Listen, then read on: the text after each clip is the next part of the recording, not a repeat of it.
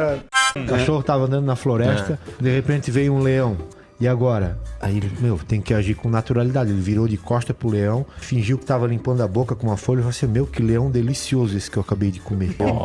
Cara, comer um leão, vou vazar, senão ele vai me comer também. Aí um macaco em cima da árvore olhou e disse, cara, cachorro, filha da puta, enganou o leão, eu vou lá caguetar ele, vou lá contar pro leão. Saiu de árvore em árvore, achou o leão, explicou, tá, então vamos lá então. Aí o cachorro viu o macaco voltando com o leão, pensou, putz, cara, o macaco foi me entregar, e agora, o que eu faço? Bateu um desespero, vou agir com naturalidade. Esperou um pouquinho quando ele estava chegando bem perto, virou de costas e falou assim, porra, que macaco preguiçoso, já faz mais de 1 hora que ficou de me trazer outro leão pra eu comer.